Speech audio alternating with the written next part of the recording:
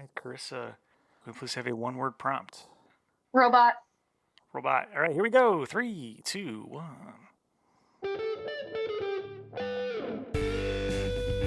So this whole AI thing, they're gonna take over, right? Yep. Oh no, Ken's already speaking their language. I have to get on their level, otherwise I'm going to lose my job. Yeah. I have to one with the robots. Even though the environment is gonna implode because of it. Yeah, absolutely. Hold on one second. Hey, welcome to the Overtalking Podcast with your beep boop Overtalking hosts, Ken and CJ. Say hi, CJ. Hi, CJ. This is the show where we talk over TV shows and movies as chosen by our guests. And this week we dictated that we're watching M3GAN 2.0. AKA M3GAN. M3GAN, or you know what? You mentioned that earlier. Shouldn't it be that the A is the force, or shouldn't it be Meg Foreign or something? M3GAN. M3GAN Yep. 2.0. Missed opportunity, Blumhouse. Yeah, get get with us in it. there. Come on.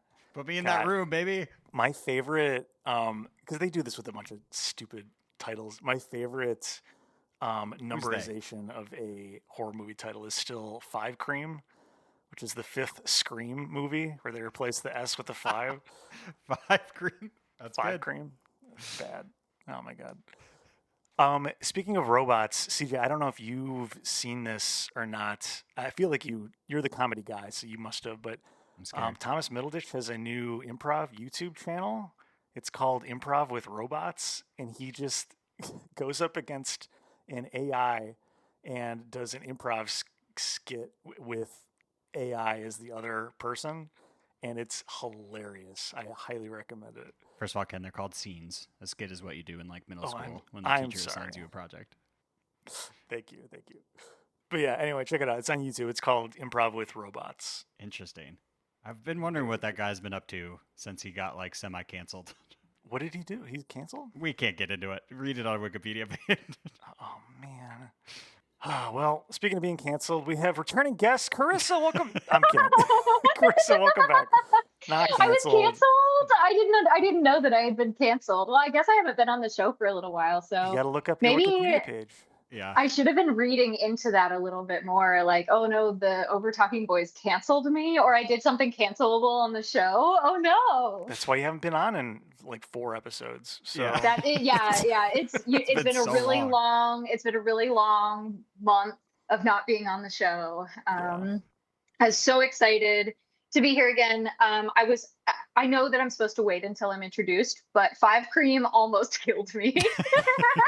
have you heard that one before? I've seen all the Scream movies. I guess I did know that they spelled it that way, but I've never thought about it as 5 Cream before, and that's very funny. I almost laughed out loud at M3GAN.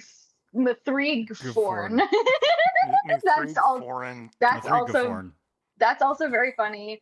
I went to log this on Letterboxd after I watched it, and I typed in M3GAN, and then nothing was coming up. And then I realized, oh, that's because it's called M3GAN 2.0, which they really missed an opportunity to call it M3GAN, but they seem to have taken the 3 out of the logo. It's just like 3 lines stacked on top of each other now, because they're like, wow, we really screwed up with this first title.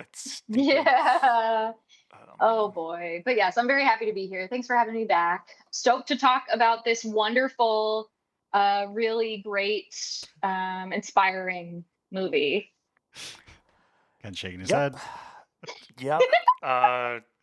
Listeners may know that I was not on the first M3GAN episode because I was quote unquote sick. And no, I was definitely sick. But you were actually very sick. I was, but I did call in and expressed my distaste for the first one, even though both of you seem to really like it. It was fun. I loved it. What y'all think of this one? But we're going to take a quick break, and then we'll be right back to talk about M3GAN 2.0 on the Overtalking Podcast. Mrs. Forrester, we have a problem. We're hunting an autonomous android named Amelia. She was built using your design for M3GAN. How is this possible? You deleted it. Apparently you didn't. Nothing in our arsenal can stop her. She's gone rogue. And we're back on the Overtalking Podcast with returning guest Karissa, and we're talking about It's M3GAN 2.0. I'm saying it normal. M3GAN 2.0. Karissa, we're going to put 30 seconds on the clock for you to describe for someone who's not yet seen M3GAN 2.0, I guess without like ending spoilers. This movie's it's stupid. There's nothing anyway. So, ready, go. Okay, we have, well, here's the thing. You have to kind of understand what happened in the first movie to understand what happened in this one. So you need to know M3GAN was created as a robot sidekick to a little girl who had a tragic life. And somehow that technology was co-opted by some bad guys. And now there is a robot assassin that is maybe somehow using M3GAN technology. And M3GAN, being a robot, is the only person who can stop them. Time. Not bad. That's it. Yeah, hilarity ensues. Oh yeah. Yeah. So I have so much to say. I think you boys know I loved the first one. Really loved it. I thought that they tapped into some really interesting online stuff that was happening at that time. It was really catering to an interesting Gen Z audience. This one's just assassins. Yeah, it's assassins. It's just a thriller. It's not even a horror movie. Yeah. They don't even kill one dog in this movie, let alone two. Okay. You said it. So on the heels of John Lie, insert sting here. Oh, no, not again. Thank you. On the heels of John Lie, it was really interesting to watch this movie unfold. And as it progressed, Eric and I kept looking at each other and saying, this is just John Wick. Yeah. This is just John Wick. Because there's a gear up scene. There's a montage, There's a team up scene. They're building a team. They're, There's no doubloons. There no doubloons that we know of. But it kept going on. And we were like, this is actually perfect on the heels of John Lie, because this could be the next step in that franchise. I think it would have been really interesting if John Wick entered the scene. Yeah. And we were like, oh, kind of like Ballerina, like, oh wait, this is a John Wick movie. For John Wick 5, I mean, they got to bring him back somehow, right? Yeah. Come back as a robot. Robot John Wick. Wow. Yeah. I know. I kept waiting. I kept waiting because I guess if we follow this analogy, M3GAN is John Wick, right? Yeah, the protector assassin. Yeah, or the Amelia person, maybe. Well, the assassin is the bad guy that John Wick, the Baba Yaga, has to kill. Yeah. And so I just kept waiting for M3GAN to say, yeah. I'm back. Yeah, I'm pretty sure I'm AI. I'm thinking I'm AI. I'm thinking I'm 2.0. I'm thinking I'm M3GAN. Yeah, so that was totally my reaction too. Like, as everyone knows, don't often watch horror movies, but I did like that part of the first movie, and then I got done watching this one. I was like, oh, this is just an action movie now. They've taken the horror part completely out of the franchise. Yes. And it's just an action thriller, and a mediocre one at that. Yes. I was curious what your thoughts were going to be, CJ, because I was like, oh, this might actually have just been something CJ might have put on his own. Yeah, maybe. If it had been like straight up advertised as a just thriller. Yeah. Not a sequel to a slasher horror movie. Right. Yeah, there wasn't a single creepy part, I don't think. No. There's like the SWAT team enters their house. That part was like you're like on edge a little bit, and then it ends in like a minute. Yeah. I put a lot of thought behind why this movie is not a horror movie. And so the first movie, I think the thing, at least for me, that made it a horror movie was because it took something that was supposed to be safe, which was this children's toy, and made it unsafe. Yeah. Yep. And in this one, we know everything up front. We know that M3GAN could potentially be violent, but really she's not ever towards anyone who's not a threat. Right. She's the hero, effectively.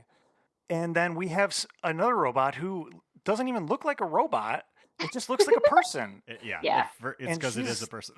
Because it is a person, and she's not scary. She's just an assassin. So I don't know. It's totally removed everything that was horrific about the first movie, and they don't even kill any dogs. They don't kill any dogs. They killed 2 dogs in the first one. Come on. No child gets his ear ripped off.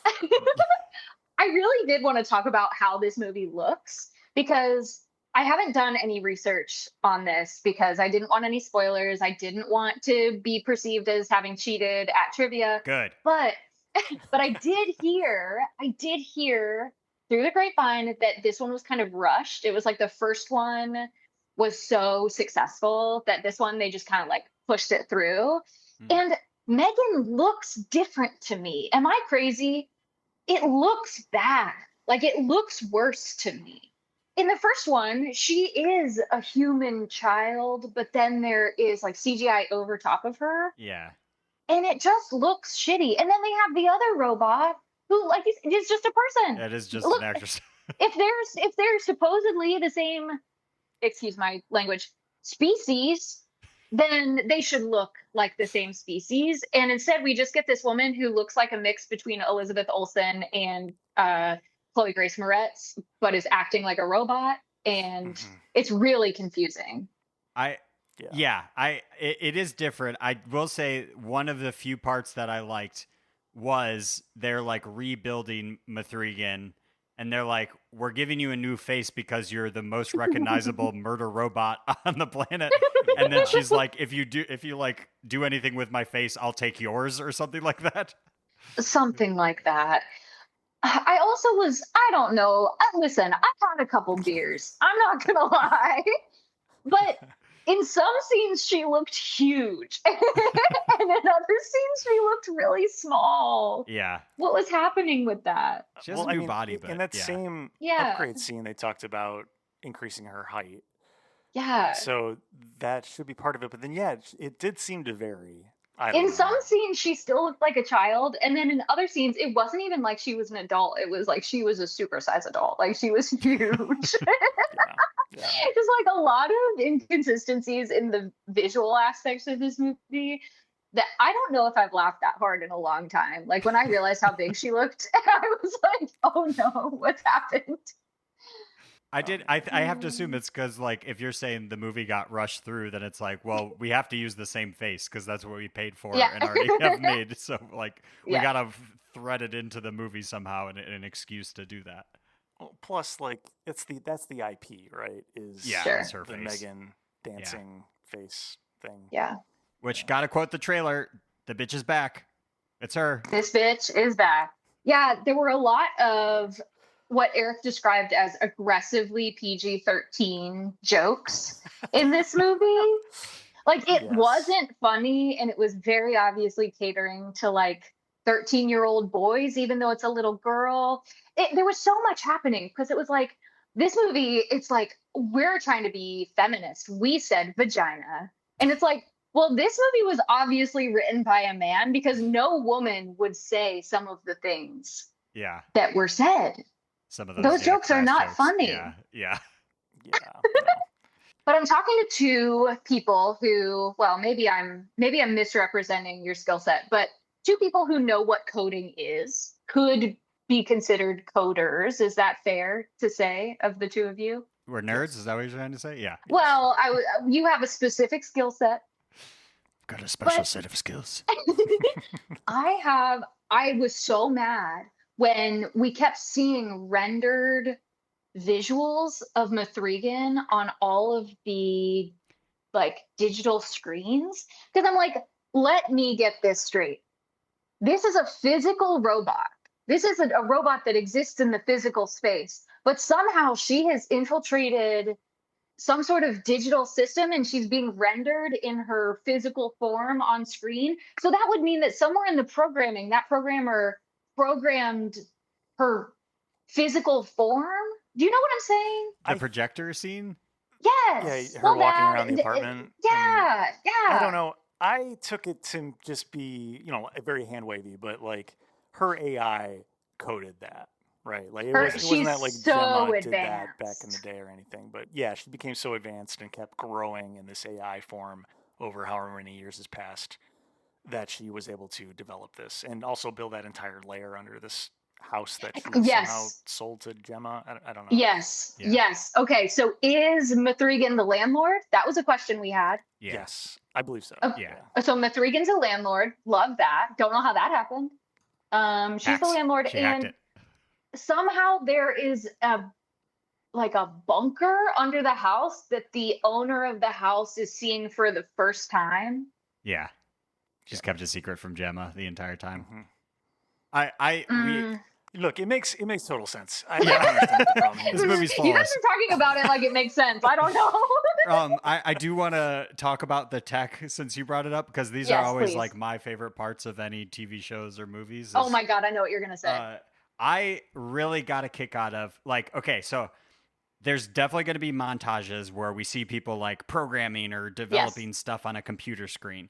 But in that bunker, instead of normal like computer monitors, they're glass screens, which is, I get from a movie perspective so that you can shoot behind the screen and see both the stuff on the screen and their face. I get the aesthetic of like wanting to do that in a movie. However, these screens are like 3 inches thick. Do you know how fucking heavy 3 inches of glass, like a 30-inch glass block would be? Yeah. It's just buy a fucking monitor. Just get a normal monitor. I thought you were going to say you were excited about the large panes of glass so that the Baba Yaga could throw some bitches through the Yes, that would have been good. Glass. That would have been way better.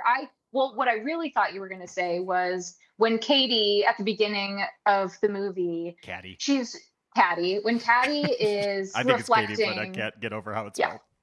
Yeah. Katie spelled Caddy is reflecting on how her robot friend is actually a violent killer. And she's sad about that because she knows that M3GAN has empathy, or she believes that to be the case. And so she like goes into M3GAN's programming and is like, listen, I'm not a programmer. I don't know. But basically like tried to program morality. Do you remember this? Yes, it said like something new program morality. And then it said error. Yeah, because that's not a function. You can't just call something that's not real. I love that she doesn't know how to code at all. And I know. Like, is this going to work? No. Yeah. Okay. Let me place an entire human's worth of ethics into a one function that's called morality. Yep. Well, she got an error, so obviously she's not very good at this. Yeah. No. I was about to get super nerdy. Let's do it. With AI. Please do. Well, all right, I'm going to do it. With Please AI. Do. That actually can be how you can code nowadays. Yikes. Is you could literally type that in and then just have like Microsoft Copilot fill that in and like create that function that doesn't exist, and it can try to interpret what might go in that morality function. And I would love to see, it like auto completes the code. I would love to see like murder ? Yes, no. Like you have to select as part of the morality. Like, are we cool with murder? Maybe we are. It'd be very interesting to see what went into that. That's so funny. And I was curious as this movie started and they started talking about AI. I was like, is this going to be pro AI or is this going to be anti AI? Because our main character is someone who's like, no more AI. It's going to be bad. Like things are going to be bad. But she still is like the CEO of the company somehow. So she obviously doesn't care that much about if it's bad. Yeah. This movie really, I'm glad you brought this up because it really defeats its own purpose in several moments. Yes. Towards the end of the movies, we find out who the bad guy is. I don't remember his name, so it doesn't matter. But he's basically trying to do what she wanted this whole time. And he's not doing it in the right way, but everyone else is going to great lengths to completely shut down what is effectively going to be a monumental success for what she wanted in the first place. And then basically at the end of the movie completely changes her tune on what she wanted at the beginning of the movie. I don't know. It's bad writing. It was it was very confusing. I was like, okay, so what is the moral of the story? Because I don't know that there is a clear one. No. And it's almost like if you're talking about a topic like AI, maybe you should have a perspective. I don't know. That's just me. But it was really interesting that I never understood if this was pro AI or anti AI. I don't think it was clear. I think it's just a product of the time that we live in, right? Like we all don't really know how to feel about it. Yeah. And that's just the stance the movie took was we also don't know how to feel about it. We're not going to really take a stance one way or another. We have feelings that we're going to put in some vague terms and that's it. I don't know. To me, because I worked really hard to try to articulate what is the message. I spent way too much time thinking about this. And it seems like the message of this story is, let's assume AI can have empathy. And I was like, maybe let's not assume that. Maybe let's not do that. Because Katie is like, M3GAN has empathy. She's always had empathy. And Gemma is like, no, robots can't have empathy. That's just their programming. But then maybe she starts to see it. But I'm not sure that that's like a message that we should be promoting. Like, I don't know. No, I agree. I don't know. Yeah, it definitely does seem to push that based on what they make M3GAN in this movie. Yeah. Like, she is effectively a helpful, empathetic person, which is what Katie wanted. And especially at the very end of the movie where they bring her back as fucking Clippy. Oh, my God. Oh, that was great. So much. As soon as they said paperclip for the first time in the movie, I was like, Clippy's going to be involved somehow. Nice. Yeah. That Clippy, that motherfucker, he's coming back. We're going to get a glimpse of him. And there he was. Going back to, I remembered one other part I liked of the movie. One other? Okay, great. Earlier in the movie, when like M3GAN reveals herself, Gemma still doesn't trust her. So she's like, I'm not going to build you the same body. I'm going to put you into this kind of dumbed down robot that can just kind of like spin in place and has these like penguin flipper hands. And that's about it. And she gets powered on in that body and like realizes what she's in and then just goes, what the fuck is this? It's like, all right, that's good. Honestly, reasonable reaction. Yeah, that might be the only realistic part of the whole movie. Yeah. I did like that too. The other super realistic part that I liked is when she broke out into song. Oh my God. Oh, yeah. I forgot she sang. Oh, that killed me. Which, really fast too, I realized this is a PG-13 movie, so that was their one fuck, was M3GAN going, what the fuck is this? Yeah. Well used, I think. Yeah. That works. Yeah, the singing was insane. It's insane. Yes. I mean, it was insane in the first one. It was equally insane this time. Just so stupid. Very strange. Unless I missed it, but like the thing that made the first movie break out, aside from it actually being a horror movie, was her dancing, right? It's like that the was dance the big killing viral part, clip. I think. Yeah. Yes. Yeah. Yeah. They didn't do that in this, right? There was one scene at that like expo where they were dancing on stage, but that was about it. It wasn't. Okay. I mean, she was standing in place, just doing like a robot. Just doing dance. The robot. Yeah. Oh, it wasn't right. Even like an iconic dance or anything. No. In the classic John Wick rave scene. Yes. Right. This would be the. As soon as when they walked in there, we were like, the Baba Yaga. This is it. It is John-gust. Because this was just it was just John Wick. When she was dancing on stage, I was very confused by that. Why are we drawing attention to ourselves? I don't know. I don't understand. It took me a while to realize, like, oh, she got revealed because she spun her head around. But it was like, so, oh, wait, she's trying to be a human, but dance like a robot, like all the other humans are also dancing like a robot on stage. It's like, what? Why did everyone notice her now? I'm confused. It's so stupid. Yeah, not great. Not great. So you think they'll make a third one? I mean, what would it be called? Now they can actually they're going to emphasize the 3. It really is going to be M3GAN. Yeah, they're going to bring back the branding, and it's going to look the same and spelled the same, but you have to pronounce it differently. Yeah. Instead of M3GAN, but there's a 3, you emphasize the 3, and you say M3GAN. M3GAN. Even though that's what everyone already said. Yeah. Well, yes. Yes, absolutely. That's what they're going to do. Can't wait. They must. Yeah. Well, I think we're already kind of segueing into it. So it's time for... Hey, did you know that? That's right. For new listeners of the show, this is the trivia portion where we pit our guest and CJ head-to-head to see who knows the most about what we watched. Karissa, CJ, are you two ready? Ready. All right.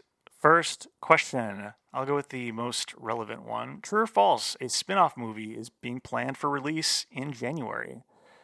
False. A spin-off of what? Of who? False. It's true. It's called Soulmate.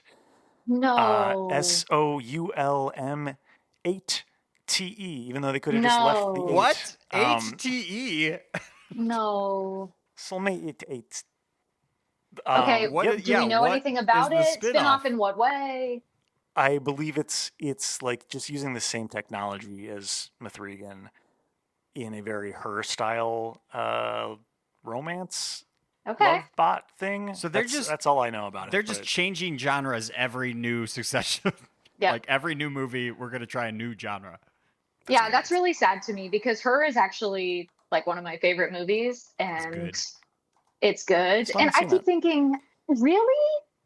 Oh, Her is like top 5 forever for me.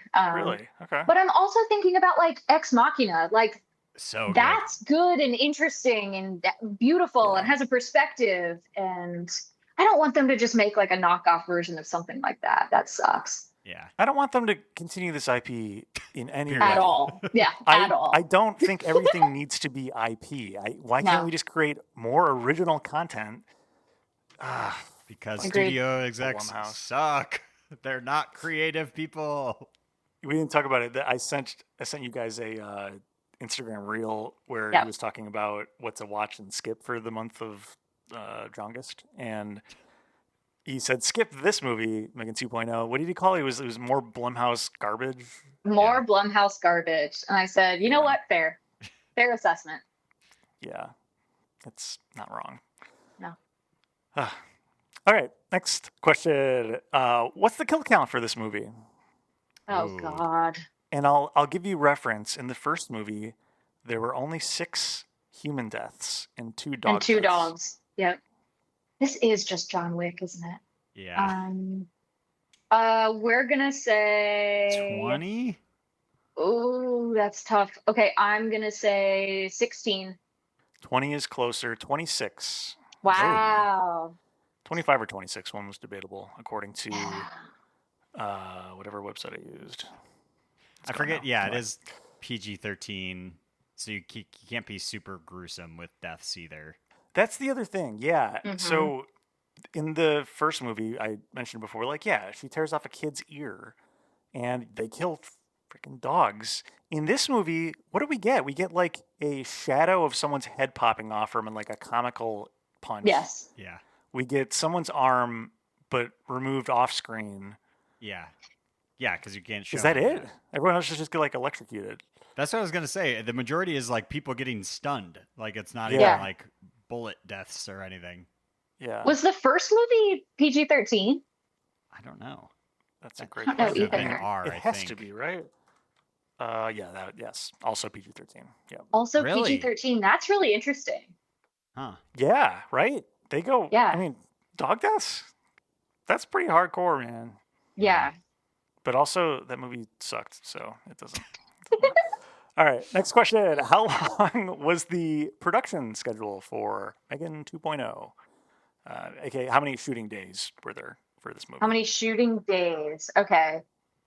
I think they rushed it. So we're going to say 30 days. I was going to go more. I was going to say 2 months. But there aren't only like a couple sets, I think. Yeah, I mean, you're right. It is kind of just a couple locations. But 52 days. So 52 days. Okay. Yeah. Yep.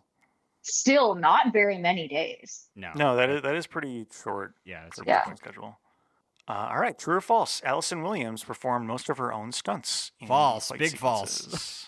So false. Did you see that wig? Yeah. Oh my God. I wanted to talk about this part. I don't know. IMDb trivia said true. No way. She trained extensively and did many of her own stunts. Okay, What's many? Maybe that's not all. Many. But I did phrase it in a way, most of her own stunt work. I don't think that's true. CJ, what did you see that made you laugh?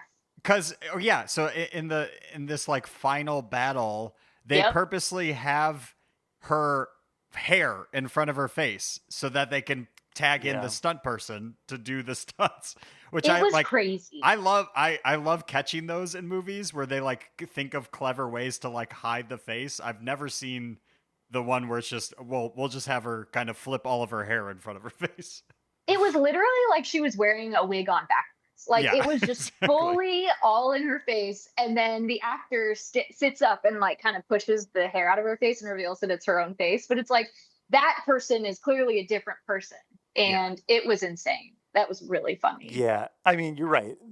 I think that's one of the moments she like kicks up onto her own or like slowly gets up in a way that's like not even humanly possible. So she probably didn't do that one, but I'm going to say we're correct on that question. Okay. Either way, it doesn't matter. It would have, you both. Our points would have evened it out. Yeah. So give us the points. Give me. Okay, fine. Karissa, you're on the board then. Good job. Thank God. Wow. All right, next question. The original M3GAN had a $30 million box office opening weekend. What was Megan M3GAN's opening weekend haul? And I'll even tell you, for reference, Blumhouse was expecting $45 million. It's definitely not that. Okay, how much was the first one? 30? 30. Okay. I'm going to say 12. Even that seems high. Okay. I'm actually going to go a little bit higher than that because I think that people liked the first one and they're going to expect to like the second one. So they're going and then hating it. I'm going to say 20. CJ is closer, 10.2 million. Oh, dang. Wow. That's really devastating. It's pretty bad. People really didn't care. No one showed up. They didn't even show up. I thought that they'd at least show up and then decide it's bad. But they if I was didn't in your even show shoes up. too, I would have guessed that people would have at least showed up for the opening weekend. Yeah. And then been like, oh, this sucks. And then would have spread or something. But all right. Next question. Jason Blum, in an interview, compared M3GAN to what other iconic character? This is multiple choice. Was it A, Superman, B, Dorothy from The Wizard of Oz, C, Spider-Man, or D, Dr. Jekyll and Mr. Hyde? Okay, I'm actually going to go with D because there's two sides to Megan. She's an assassin and she also has empathy. Yeah, I was also going to say D. If it's Spider-Man or Superman, this guy needs some help. Yeah. Okay. Yeah, it was Superman. God. Okay, I need Someone to understand. check in on this guy. I need to understand. I have the full quote. Help me. This is literally him talking about the failure of M3GAN 2.0. We all thought M3GAN was like Superman. We could do anything to her. We could change genres. We could put her in the summer. We could make her look different. We could turn her from a bad guy into a good guy. And we kind of classically overthought how powerful people's engagement was really with her. So, they changed her completely, and people didn't like that. Yeah, so. You thought wrong, my guy.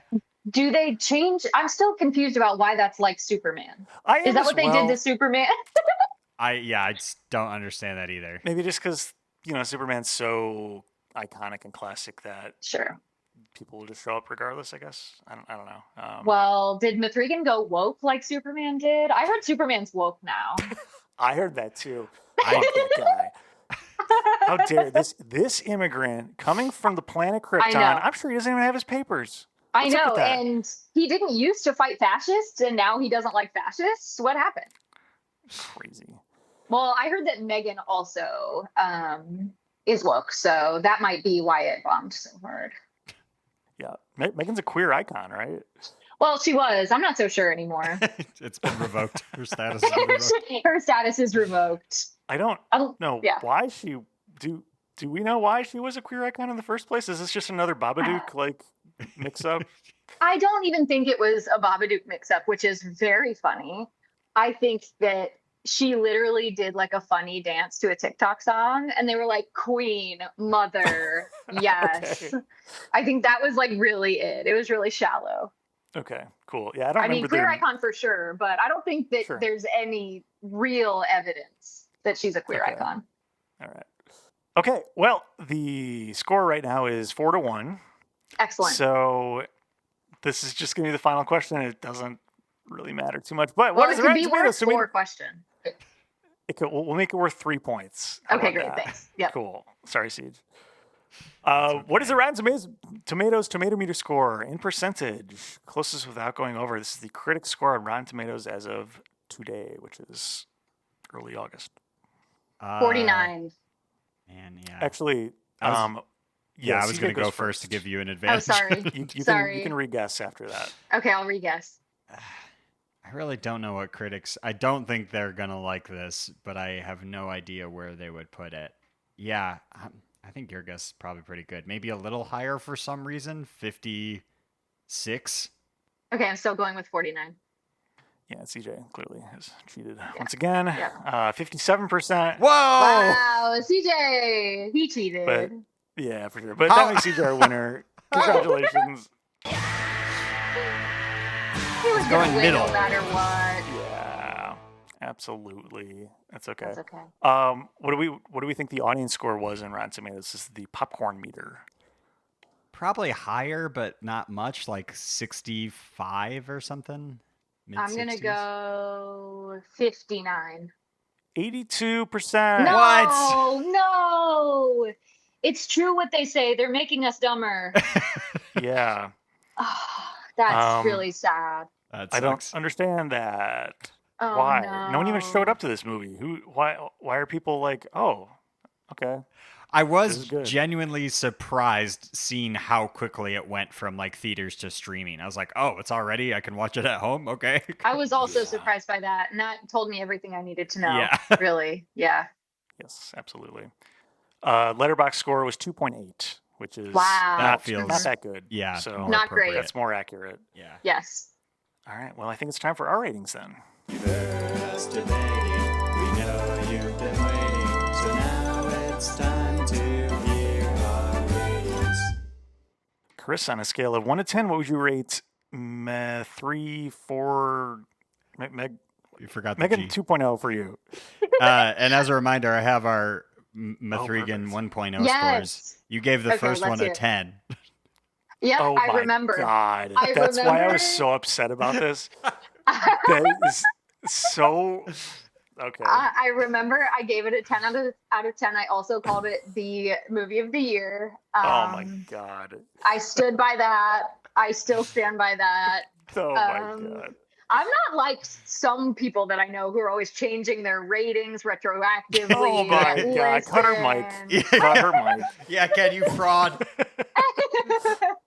But no, I'm actually, listen, I went into this movie fully ready to just like really advocate for it. I went into this movie ready to say, I love this, even if it was garbage, just to prove a point, just to give it another 10 out of 10, just to piss Ken off. And I have to say this, it ended and I looked at Eric and I said, I think that's the worst shit I've ever seen. Wow. So, yes, unfortunately, this gets like a 4 out of 10 from me. It's really bad. It's an action movie, so already I hate it. Yeah.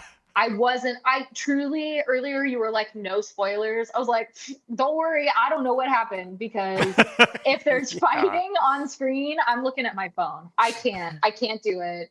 It was boring. It was bad. 4 out of 10. Dang. Okay. Yeah. And that's coming from someone who gave M3GAN a 10 out of 10. It called it the song, the movie of the year. The movie of the year. Yeah. I can't get over that. Do you genuinely think, I mean, you can tell me off air, but like, Obviously,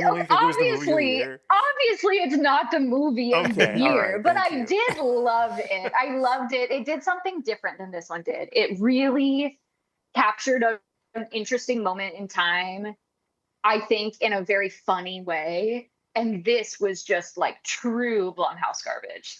Yeah, absolutely. Yep. I'm going to go next just because I think everyone already knows what mine's going to be. Did I call in a rating? You did. You gave the first one a 6.5. Oh my God. What the hell?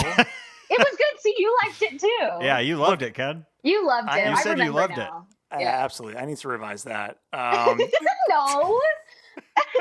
I won't out of principle, but I've really drifted from my North Star, which was that a 5 is the line of whether or not I would rewatch it. And there's no way I would rewatch M3GAN. I don't know why I gave it a 6.5, but I'll let it stand. I'm trying to get back to that though. So for this movie, no, I would not rewatch this ever, especially because it's the sequel to M3GAN. I'm not going to just watch the second one. I don't know. There's a couple funny jokes that were just sprinkled in there that I was like, okay, it's fine. But yeah, it's not a horror movie. It's just a thriller. Yep. And you don't take a horror IP and do that to it. And that was wrong. And yeah, it is just Blumhouse garbage. I didn't get a chance to talk about why that makes so much sense, but the way that Blumhouse works, or like at least what I've read about it, is that they have like a set or maybe a couple groups of like full production teams that they just move from movie to movie. So they all work together pretty regularly. Maybe they'll interchange once or twice between those groups, but and then the director might change. But they're like everything is just very the same because they've all made a bunch of movies together before. Yeah. They even had a Blumhouse like movie of the month TV show called Into the Dark. It was on Hulu for 2 years. It was really cool because like they would have for November they would have a Thanksgiving themed horror movie, and I really liked that. But they all felt very similar because it's effectively a TV show, but like it was the same crew, and they would just recycle everyone and new cast and new director, and that's just how this movie feels. It just feels exactly like more Blumhouse crap. I'm gonna give it like I was gonna say a 4 as well. Like it's not the worst thing in the world. It's watchable, but it doesn't make a whole lot of sense, and it's not a good movie by any means. And I definitely won't rewatch it again. So 4 seems fine. Yeah. Yeah. Ken, I'm Seems curious. fine. You said there were a couple good jokes. I'd like to hear an example of one. What the fuck is this joke? That was good. What the fuck You know is this? Yeah, they said hold on to your vaginas, which is not something that anyone has ever said in the history of the world. Yeah. And it isn't funny or feminist. So the one joke that I was thinking of, I realized that when it happened, I said, "Oh my god!" So actually, I take it back. The one joke I was thinking of was when that dude chloroformed himself in the air vent. Oh, sure. Yeah. Mm-hmm. But that's not even like clever or new. That's I don't know. Anyway, CJ, what would you rate this movie? Yeah, so for me, I'm basically just comparing it to other action movies I watch because this isn't. To me, this is just a different franchise now. It's not even related to the first one really at all. Well, it's John Wick. Yeah, it's part of John-gust for sure. So for me, it's like, okay, is this just like a mediocre action movie? Yeah, it's fine. I think there's some parts that I found, that tickled me a little bit. It's definitely not one of the worst action movies I've seen. I think I'm gonna give it like a 5, just because I think this was perfectly passable as an action movie. It's not as part of this quote unquote franchise, but for just like. What did you rate the first one? Oh yeah, sorry. The first one I gave an 8. I really liked the first one. Oh my god. Yes, That's not right at all. No. You give this is the M3GAN is the horror movie that you gave an 8. Yep. It was fun, Man. It was fun and funny. Yeah. No, I this actually makes a lot of sense to me, CJ, because most action movies, from my perspective, are like a 3 out of 10. So, like, if you're comparing against that, that makes sense. Yeah, sure, it's a 5. That's fine. Yeah. It's a weird choice to have both of these, I think, be PG-13. Mm-hmm. I think they just must be doing that to try to get more people to watch it. But yeah, like if this was R, I think it would have been a much better movie. Yeah. Actually having them like kill people and see the limbs being ripped apart and stuff like that. Kill a couple dogs too. Yeah. I mean, no, come on. Well, we don't have to do that.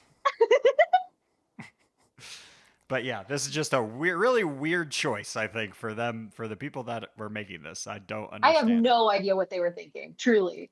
Yeah.